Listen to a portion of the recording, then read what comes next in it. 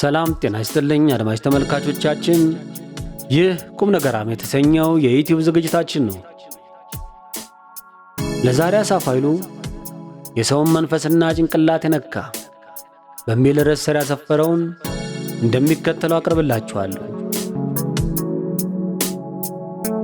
ትንሹ ግን ታላቁ ልቦለድ። የሰው ልጅ መጨረሻ በዳይኖሰሮች ጸሎት ይጠናቀቅ ይሆን ብሎ ጠይቆ ነበር የሃንጋሪ ተወላጁ ደራሲ አርተር ኮስለር ገና በ1930ዎቹ ላይ። ኢንዱስትሪያሏ አውሮፓ በሰዎችና በዓለም ላይ ልታመጣ እየተንደረደረች ያለችበትን አውዳሚ ጎዳና ተመልክቶ ነበር እንዲያ ያለው። ጆርጅ ኦርዌል፣ ኸርነስት ሄሚንግዌይ፣ ኢቫን ብሎች ወይም ቫን ዣንደብሎች፣ በርናንድ ሾው፣ ሌሎችም ብዙዎች ነበሩ። ሚሊዮኖች የሚያልቁበት የዓለም ስልጣኔዎች የሚጠፋፉበት የዓለም ጦርነት ከነቀንዶቹ ታያቸው። አርተር ኮስለር የሰው ልጆች መጨረሻ የዳይኖሰሮችን ጸሎት ይመስለኛል ሲል ምን ማለቱ ነበር? ዳይኖሰሮች ጸሎት ምን ነበር? አምላክ ሆይ ጊዜ ስጠን፣ ትንሽ ጊዜ ብቻ ስጠን፣ ሎርድ a little more time የሚል ነበር። ዳይኖሰሮች ከመጥፋታቸው በፊት ደጋግመው ያሰሙት ጸሎት ግን ዘግይተው ነበር። it was too late ከምድረ ገጽ ጠፉ። ይሄ የዚህ መጽሐፍ ደራሲ ዳንኤል ኩዊን ደግሞ በዚህ ዓለም በታወቀ ኢሽማኤል የተሰኘ መጽሐፉ የሰው ልጅ እየሄደበት ያለው የቴክኖሎጂ ግስጋሴ፣ የኢንዱስትሪው፣ የኒውክሌሩ፣ የኬሚካሉ፣ የጥቂቶች የመበልጸግና የብዙሃኑ ባርነት፣ የሰው ልጅ ጭካኔ ማየልና ሰብአዊ ርኅራኄ መታጣት፣ የጦርነቶችን አውዳሚነት፣ የተፈጥሮ አካባቢዎች መራቆት፣ የብርቅዬ ማዕድናትና የፍጥረተ ዝርያዎች መመናመን፣ የኦዞን መሸርሸር፣ የካንሰሮች መበራከት እና ሌሎችም ከሰው ልጅ ስልጣኔ ጋር ተያይዘው የመጡ መቅሰፍቶችን ይደማምርና የሰው ልጅ መጨረሻ ያንን ከ19ኛ ፎቅ ላይ የዘለለውን ሰውዬ ይመስለኛል ይላል። ከ19ኛ ፎቅ ላይ የዘለለው ሰው መብረር እችላለሁ ብሎ ነበር። የመሬት ስበት የተፈጥሮ ሕግ በሱ ላይ የሚሰራ አልመሰለውም። ተወራርዶ ነው የዘለለው እና ዳንኤል ኩዊን ስለ ሰውየው ሲናገር ያ ሰውዬ ከ19ኛ ፎቅ ዘሎ በአየር ላይ ቁልቁል እየተምዘገዘገ 10ኛው ፎቅ ላይ ሲደርስ ስቲል እየወደቀ ሳይሆን እየበረረ መስሎት ነበር ይላል። እንዲያውም ይላል በ10ኛው ፎቅ መስኮት በኩል ለጨረፍታ ያየው የሳሎን የከፋይ አበባ በጣም መስጦት ከአየር ላይ ሆኖ እንደ ወፎች ከፋዩን በማየቱ የሰው ልጅ ሁሉ መሬት የሚለው በጣም ተሸውዷል እኮ ይሄን የመሰለ እይታ አምልጦታል እያለ እያሰበ በመብረር ችሎታው እየተደነቀ ነበር ይለናል። በመጨረሻ ወደ መሬቱ ሲቃረብ ራሱ በአየር ላይ እየተንሳፈፍኩ ነው ብሎ ነበር የሚያስበው እንጂ እየተከሰከሰ እንዳለ አልገባውም። it was a free fall but he was thinking he was flying። እና መሬቱ እየቀረበው ሲመጣ ምድር ወደ ላይ ከፍ ብላ እየተሳበች ወደ እሱ በመጣች እንጂ እሱ ወደ ምድሪቱ እየወረደ መሆኑን አላመነም። እየበረረ እንደሆነ እያሰበ እያንጓለለ ሞተ። አባባ ታምራት ትዝ አለኝ። በዚህች 270 በማትሞላ አነስተኛ መጠን ያላት መጽሐፍ ውስጥ ዳንኤል ኩዊን ያልተነተነው የሰው ልጅ ጥልቅ ፍልስፍና የለም እያሉ አብዝተው ሲያደንቁት፣ ሽልማቶችን ሲያሽጎደጉዱለት፣ በ2018 ሲሞት እንደ ክፍለ ዘመኑ ታላቅ አሰላሳይ ደራሲ ቆጥረው አስተሳሰቦቹ ለኋለኛ በርካታ የድርሰትና የእውነተኛ መጽሐፎች መነሻ ሐሳብ እንደሆኑ እያነሱ ሲዘክሩት እጅግ ተደምሜ ነበር። ይሄን ኢሽማኤል መጽሐፍን ካነበብኩለት ጥቂት ቆየው። ሰሞኑን ደግሞ በሆነ አጋጣሚ ትዝ ብሎኝ በድጋሚ ገረብኩት። ሁሌ እንዳስገረመኝ አለ።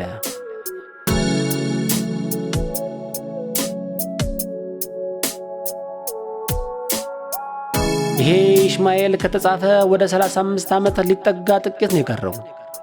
ግን የሚወዳደረው ከጆርጅ ኦርዌል አኒማል ፋርምና 1984 አጫጭር ግን እጅግ አስደናቂ ድርሰቶች ወይ ከነ አልድስ ሃክስሌይ ብሬቭ ኒው ወርልድ ጋር ነው፣ ወይ ከሜሪ ሼሊ እጅግ አይረሴ ፍራንከንስታይን መጽሐፍ ጋር ነው፣ ወይ ኮንቨርሴሽን ዊዝ ጋድ የሚል በ3 ክፍሎች የታተመ መጽሐፍ ያነበበ ይጠፋ ይሆን?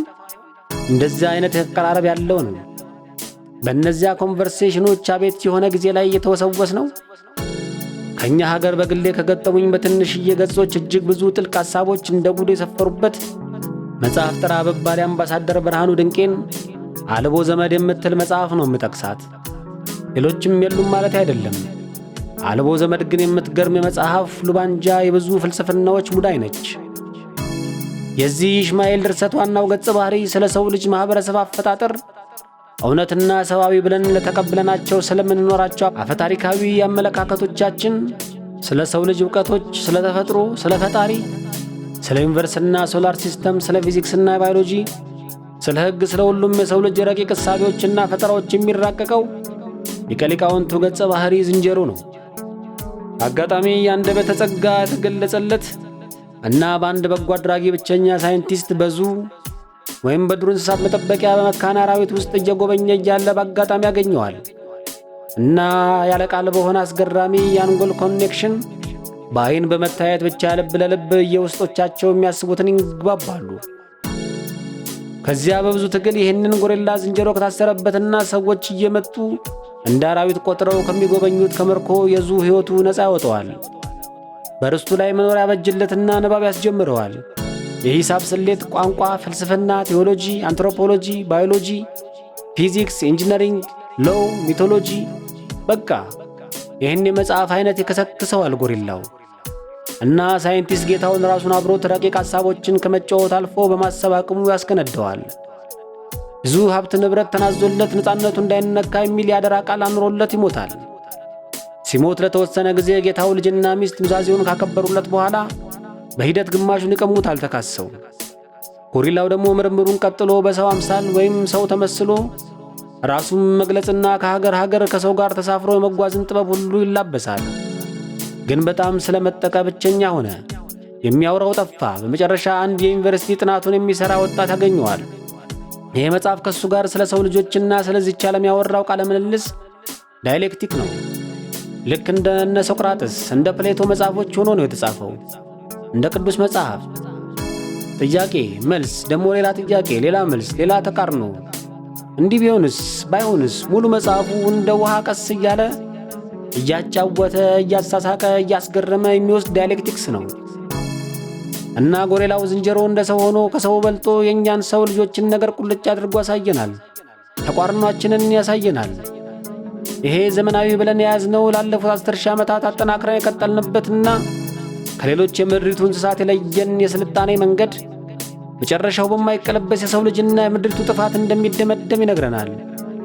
እና ሂትለር ቀላል ናቸው ይላል። ገና ምን አያችሁ ይላል። ጨፈጫፊውን ጥፋት ነው ያየነው። የሰው ልጅ አተሞችን በታትኖ በሞለኪውሎች ምንነትና ባህሪ እየተራቀቀ ግን እንዴት አብሮ በሰላምና በፍቅር መኖር እንደሚችል እስከዛሬም አልደረሰበትም። ቀመሩን እያለ ይሳለቃል። ይሄ ሊቀ ሊቃውንት ጎሬላ በሰው ልጆች ምጸታዊ እውነት ላይ በሁለመናችን የገነባነውን አጥፊና አጠፋፊ አካሄድ ካላቆምን እንደ ዳይኖሰሮች ጊዜ እየተመኘን ጊዜን እየለመነን እንጠፋለን ከምድሪቱ ከሶላር ሲስተሙ ይላል።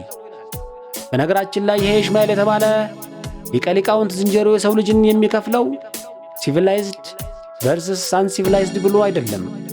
ይሄ ሰለጠነና ያልሰለጠነ የሚል አሳይም እውነታውን በትክክል አያሳይም ይላል።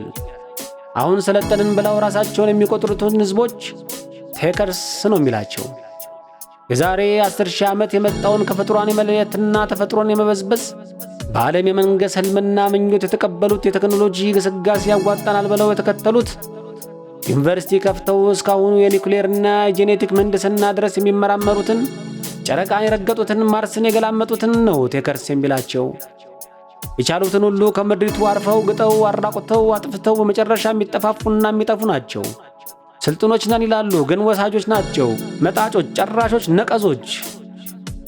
ሌሎቹን እንደ ጥንቱ እግዜሩ እንደፈጠራቸው በአማዞንና አውስትራሊያ ጫካ በአፍሪካና በእስያ የሚኖሩትን የሰለጠንን በሚሉት እጅ ከመጥፋት የተረፉትን እና አሁንም ሰለጠነ ከሚባለው የዘመናዊ ኢንዱስትሪያላዊ የዓለም ሽሚያና ቴክኖሎጂ ርቀው ተፈጥሮ የሰጠቻቸውን እየተቃመሱ በተፈጥሯዊ አኗኗር አርፈው እግዜራቸውን እያመሰገኑ ተፈጥሮን ሳይበክሉና ሳያጠፉ ተዛዝነውና ተፋቅረው በዘመድ አዝማድና በጋብቻ በባህል በአምልኮ ተጣምረው ከእንስሳቱም ከአራዊቱም ጋር በሰላም የሚኖሩትን ሊቀ ሊቃውንት ጎሬላ ያልሰለጠኑ ህዝቦች ብሎ አይጠራቸውም።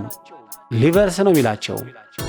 የዛሬ 10 ምናምን ሺህ ዓመት የተጀመረውን መጨረሻውም ራሱን በማጥፋት የሚጠናቀቀውን በቁስ ላይ የተመሰረተ የእድገት ጎዳና ልንከተልም ያሉት ቴክኖሎጂያችሁ በአፍንጫ ይውጣ ብለው አሁን ድረስ በበሬ የሚያርሱት ናቸው። መደባቸውን በትረቅልቀው የሚተኙት ከባህር የምትበቃቸውን ዓሣ አጥምደው ጎመን ቀንጥሰው የጥጥ ሸማና የቆዳ ሸማ ለብሰው የሚያድሩትን ዛሬም በክፉ መንፈስና በኃጢአት ቅጣት የሚያምኑትን እግዚአብሔርን ፈርተው በንጹሕና ሌላውን ሳያጠፉ ተዛዝነው ቢጠፋፉም ባለቻቸው ውሱን የእጅ መሳሪያና ድንጋይ ብቻ የሚፋለጡትን ያለ ኒኩሌር፣ ያለ ጨረር፣ ያለ ኬሚካል፣ ያለ ሲንቴቲክ፣ ያለ መንኮራኩር ከብቶቻቸውን እያገዱ ተመስገን ብለው ቆሎ ቆርጥመው ቅቤያቸውን ተቀብተው ወርጓቸውን በጠላ ወራርደው የሚያድሩትን ሌሎቹ አልሰለጠኑም ኋላ ቀርተዋል የሚሏቸውን የዳንኤል ኩዊን የዚህ መጽሐፍ ሊቀ ሊቃውንት ጎሬላ ዝንጀሮ የሚጠራቸው የተዉት እያለ ነው። ዘሊቨርስ ዓለምን የናቁት ያለን ይበቃናል ያሉት የሌላን ፈልግም ያሉ ቅጠል በጥሰው ጥሬ ቆርጥመው ተመስገን ብለው ቀድሰው ዘምረው ባህላቸውን ሰብሰብ ብለው አክብረው ፈንድሻ ረጭተው ሳር ጎዝጉዘው ያለቻቸውን ተመስገን ብለው በምድሪቱ ተብቃቅተው የሚመላለሱ የቁስጠኔ ላላቸውን ያላዞረው የማርስንና ሜርኩሪን ማዕድን ለማውጣት ቅንጣት ፍላጎት የሌላቸው ብፁዓኑ የቴክኖሎጂስቶችን መንገድ የተዉት የናቁት እነዚህን ያልሰለጠኑ አይደሉም ያወቁ የነቁ ከዳይኖሰሮች ጥፋት የተማሩ አባቶቻቸውና እናቶቻቸው ተውላቸውን ጥበብ የወረሱ ብልሆች እና ሰንባቾችም ናቸው እላቸዋል። እነዚህ የኢንዱስትሪን የስልጣኔ ዳናተየዎች እኛ የእነሱን አርአያዎች መከተል አለብን ብሎ ይመክራል። ከገባንበት የጥፋትና የመጠፋፋት የዝላይ ቁልቁል በረራችን የሚያድነን ብቸኛው መንገድ ይሄው ከተፈጥሮና ከራሳችን ጋር ከእግዚአብሔራችን ጋር መታረቅ ነው የሚለው ከብዙ በጥቂቱ።